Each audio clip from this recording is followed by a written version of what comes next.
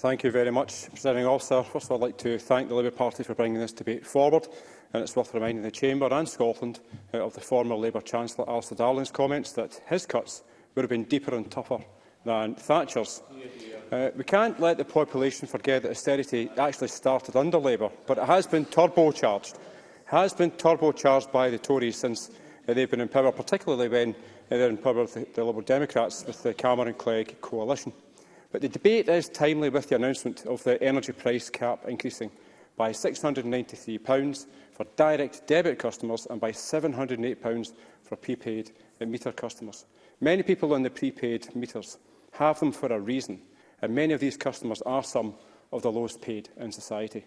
The Joseph Rowntree Foundation analysis warns that the energy price cap rise will devastate the UK's poorest families, who will spend an average 18% of their income after housing costs on energy bills after April. National Energy Action, a UK charity, estimates that 6 million UK households will be living in fuel poverty by April, a 50% increase from 2021. That's a 50% increase from 2021. The announcement by the Tory Government today of a £200 loan and £150 for council tax for some council taxpayers in England, at first glance, doesn't go anywhere near enough to actually help the many who are already struggling and are really having to choose between heating or eating. As we know, energy costs are going up, fuel costs going up, food prices going up, clothing costs going up, and the national insurance costs going up. So whilst the Tories are in Westminster, are busy getting bevied in their suitcases of booze and Boris's gaff, in addition to Liz Truss spending £500,000 on a flight to Australia, many people across the UK are struggling to survive. I will take the intervention. Jamie Halker-Johnston. I thank the member for taking the intervention.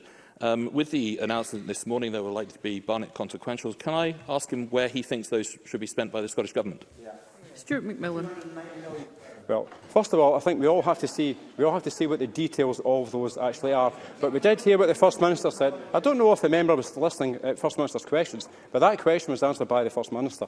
Certainly for the people of England, they also have the additional prescription charges at £9.35 a time and paying for the tuition fees. Clearly, the out-of-touch Tories care little about the cost of living crisis and more about saving their own skins at the next UK general election.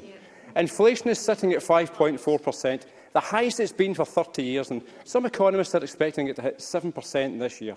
Presiding Officer, the UK already has the worst levels of poverty and inequality in North West Europe, and the highest levels of in-work poverty this century. A report by the Joseph Rowntree Foundation shows that around two-thirds, that's 68%, of working-age adults in poverty in the UK live in a household where at least one adult is in work. This figure has never, ever been higher.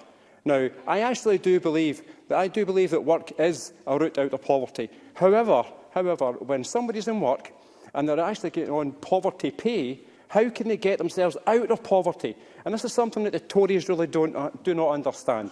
Using the OECD data shows that the UK poverty rates have been worse in nearly every year of the 21st century, compared to nearly every neighbouring country of the UK in North West Europe. The pandemic has played a part in these rising costs, but so too has been Brexit. The chaos and confusion caused by Boris and his Brexiteers at the expense of the normal person in our communities is there for all to see. The OBR, the OBR estimated this year that only two-fifths of the Brexit damage has been inflicted so far, with every person facing a cost of £1,200. And with that, Presiding Officer, I will conclude, but I will be backing the amendment in the name of the Scottish Government.